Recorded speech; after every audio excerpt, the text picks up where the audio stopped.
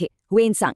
उन्होंने अपनी आंखों से जो देखा उसे लिखा। क्या देखा? सम्राट हर्षवर्धन की एक बहुत बड़ी सभा जो हर 5 साल में होती थी। ये पहली बार था जब किसी ने इस पवित्र भूमि पर इतने बड़े आयोजन को दर्ज किया था। ये आप कह सकते हैं आने वाले वक्त की एक झलक थी। सम्राट हर्ष ने इसे सिर्फ एक मेला नहीं रहने दिया, उन्होंने इसे एक इंस्टीट्यूशन बना दिया।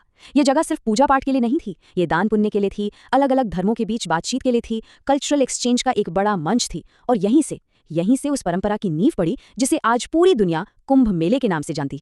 अब कहानी में एक नया मोड़ आता है। अब हम उस दौर में जा रहे हैं जहां इलाहाबाद नाम पैदा हुआ, एक ऐसा दौर जिसने साम्राज्य भी देखे और बगावत भी। तो ये नाम इलाहाबाद आया कहां से? इसके लिए हमें चलना होगा मुगल सम्राट अकबर के पास। अकबर ने इस जगह का स्ट्रेटेजिक महत्व समझा, 2 नदियों का संगम, और यहीं पर उन्होंने एक शानदार किला और शहर बनवाया।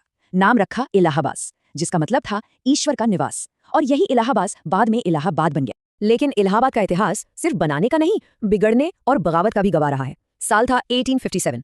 आजादी की पहली लड़ाई की चिंगारी यहाँ एक भयानक आग बन गई। 6th रेजिमेंट के सिपाहियों ने विद्रोह किया और देखते ही देखते पूरा शहर अंग्रेजी हुकूमत के हाथ से निकल गया। विद्रोह के बाद जो हुआ वो और भी भयानक था, अंग्रेजों का बदला।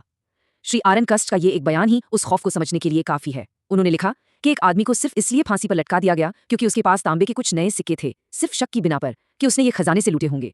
ये इंसाफ नहीं था, ये बस बदला था। और फिर इतिहास एक और दिलचस्प मोड़ लेता है।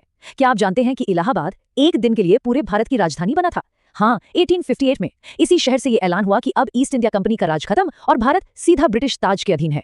इसी एक दिन ने इलाहाबाद नाम को इतिहास में हमेशा के लिए पक्का कर दिया। और अब इतनी लंबी यात्रा के बाद कहानी हमें आज के वक्त में वापस ले आती है। अब हम समझेंगे कि नाम बदलने की ये जो बहस है, ये असल में 2 अलग अलग ऐतिहासिक नजरियों की टक्कर कैसे है। अब ये बात भी बड़ी दिलचस्प है। बहुत से स्थानीय लोगों के लिए ये कभी इलाहाबाद वर्सेस प्रयाग था ही नहीं। जैसा कि वकील सौरभ बसु बताते हैं, प्रयाग मतलब संगम के आसपास का पवित्र इलाका और इलाहाबाद मतलब पूरा शहर। दोनों नाम बड़े आराम से एक साथ मौजूद थे, दोनों के अपने अपने मायने थे। लेकिन जो लोग नाम बदलने के पक्ष में हैं, उनका तर्क कुछ और है। उनके लिए ये कोई बदलाव नहीं है, बल्कि शहर की असल प्राचीन पहचान की घर वापसी है। उनका मानना है कि कुंभ, आश्रम, मंदिर ये सब मिलकर इस शहर को एक वैदिक शहर बनाते हैं और इसलिए प्रयागराज नाम ही इसकी सच्ची आत्मा को दिखाता है। लेकिन हर कोई इस बात से सहमत नहीं है। आलोचक जैसे कि शिक्षाविद आलोक राय इसे एक सियासी कदम की तरह देखते हैं। उनका कहना है कि ये एक खास तरह की धार्मिक और सांस्कृतिक पहचान को थोपने की कोशिश है।